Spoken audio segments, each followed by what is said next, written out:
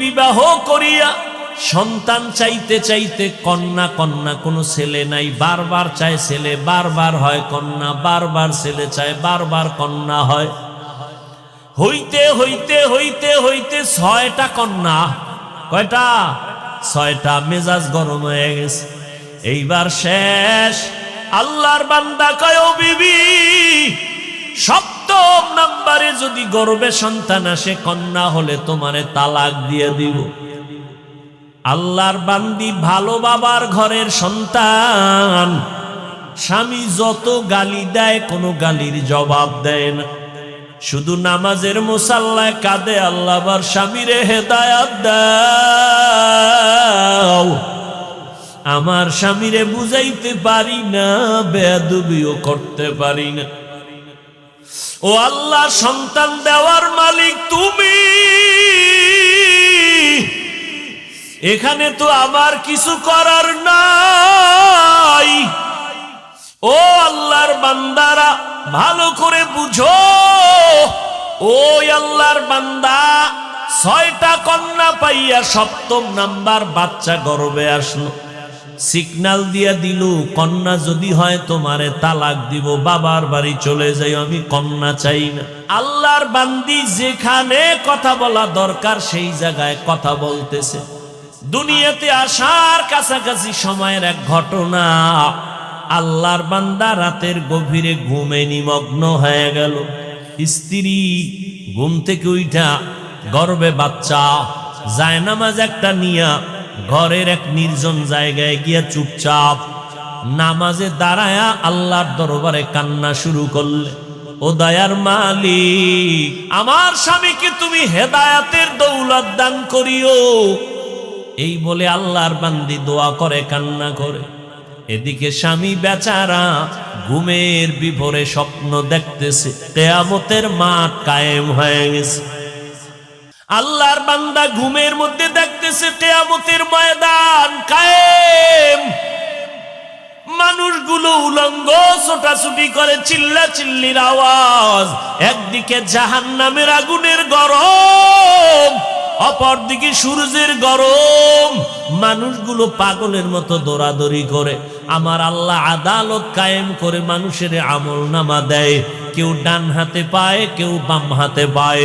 ডান হাতে পাইয়া হাসতে হাসতে জান্নাতের দিকে যায় নেক আমলওয়ালারা, আর যারা গুনাহগার এদের বাম হাতে আমল নামা দেয়। চিৎকার, জাহান্নামের হ্যান্ডকাপ এদের হাতে লাগাইয়া জাহান্নামে নিয়ে যায়। এই বান্দা লাইনে দাঁড়ানো দেখতেছে, সিরিয়ালে তার নামটাও চলে আসতেছে। কাছাকাছি আসার পর আমার মাওলার কুদরতের আওয়াজ, আল্লাহ বলে, রে ফেরেশতা, এই নাফরমানের হাতে জাহান্নামের শিকল লাগাও, শিকল লাগাইয়া জাহান্নামের দিকে নিয়ে যাও। এই বান্দা দুনিয়াতে কোনো আমল করে নাই, জাহান্নামে নিয়ে যাও। আল্লাহর বান্দা ঘুমের মধ্যে স্বপ্ন দেখতেছেন, যখন তারে ধইরা জাহান্নামের দিকে নিতেছে, আল্লাহর বান্দা হাউ মাউ করে কান্না করে। জাহান্নামের গরম বড় কঠিন, জাহান্নামের গরম হাওয়াটা বহু দূর থেকে শরীরে লাগা মাত্র চামড়াগুলো খসে খসে পড়ে যাবে। ওই জাহান্নামী ঘুমে দেখতেছেন জাহান্নামের 7টা দরওয়াজা। প্রথম দরওয়াজায় নিয়ে যখন ঢুকাবে, হঠাৎ ওই বান্দা দেখতেছেন ফেরেশতারা জাহান্নামের প্রথম দরওয়াজা দিয়া ঢুকাইতে চায়, দেখে একটা মেয়ে দরজার সামনে দাঁড়ানো। মেয়েটা হাত দিয়ে কয়, খবরদার, আমার বাবারে কই ঢুকাও, আমার বাবারে জাহান্নামে দিও না। ও ফেরেশতা, যদি আমার বাবারে জাহান্নামে দাও, আমাকে আগে জাহান্নামে দাও। আমার বাবা এত কষ্ট করেছেন, আমাকে লালন পালন করতে গিয়া কত কষ্ট বাবায় করেছেন, আমার বাবারে আমার জাহান্নামে আমি ঢুকতে দিব না। ফেরেশতারা নিরুপায় হইয়া এই হাতে ধইরা তারে দ্বিতীয় জাহান্নামের দরজায় নিয়ে গেল। ওখানে নিয়ে যখন হাজির আমার মাওলার কুদরত, ওখানে নেওয়ার পরে দেখি দ্বিতীয় কন্যাটা হাজির। ওই কন্যা হাত দিয়ে বলে, ফেরেশতা খবরদার, আমার বাবাকে জাহান্নামে জ্বলতে দিব না। আমার বাবার এত কষ্ট, আমার বাবার এত ত্যাগ, আমার বাবা ঋণ আদায় করতে পারবো না। ও যুবকেরা, তোমার বাবার হক কি আদায় করেছো? ওই মা বাবারে কেমনে ভুলিয়া কোথায় যাও? মা বাবার হক আদায় না করিয়া কবরের দরওয়াজায় যাইও না রে বাবা, এখনো সময় আছে, তওবা করিয়া নাও। আল্লাহর বান্দা বলে, আমি স্বপ্নে দেখতেছি দ্বিতীয় দরজায় আমার কন্যা আমাকে ফিরাইয়া দিল। জাহান্নামের ফেরেশতারা ধরিয়া আমাকে তৃতীয় দরজায় নিয়ে গেল। ওখানে যাওয়ার পরে দেখি আমার তৃতীয় কন্যা হাজির। আমার কন্যা আমাকে বারবার বলে, খবরদার, আমার বাবাকে জাহান্নামের ভেতরে ঢুকতে দিব না। আমার বাবা কত দিন নাই, রাত নাই, খানা নাই, ঘুম নাই, কত কষ্ট করে আমাদের লালন পালন করেছে। ওই বাবা জাহান্নামের আগুনে জ্বলবে, আমি মেয়ে হইয়া তার সহ্য করতে পারবো না রে ফেরেশতা।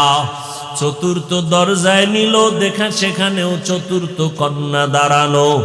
পঞ্চম দরওয়াজায় নিল, পঞ্চম দরওয়াজায় পঞ্চম কন্যা দাঁড়ানো। ষষ্ঠ দরওয়াজায় যখন নিল, ষষ্ঠ কন্যা দাঁড়ানো। এইবার আল্লাহর বান্দা ভয় কান্না করে বেহুশ। সপ্তম দরওয়াজায় যদি নিয়ে যায় আমার উপায় কি হবে? কারণ আমার তো আর একটা কন্যা নাই। আমার যদি 7টা কন্যা হতো, 7টা জাহান্নামের দরজা থেকে বেঁচে যাইতাম। ষষ্ঠ দরজায় দাঁড়ায়া কাঁদতেছেন, ওদিকে ষষ্ঠ কন্যাটা বাবার জন্য ঢাল হয়ে দাঁড়ায় গেল। সপ্তম দরওয়াজায় যখন নিবে, আল্লাহর বান্দা হঠাৎ সজাগ হয়ে গেছে। সজাগ হইয়া দেখে তার শরীরটা কাঁপতেছে, চোখে পানি, কান্নার আওয়াজ। পাগলের মতো খুঁজতেছে আমার স্ত্রী কই। বামে ডানে তাকায় দেখি স্ত্রী বিছানায় নাই। অন্তরে ভয় আর কান্না করে, আমার আর একটা কন্যা হলে আমি জাহান্নাম থেকে মুক্তি পাইয়া যাব।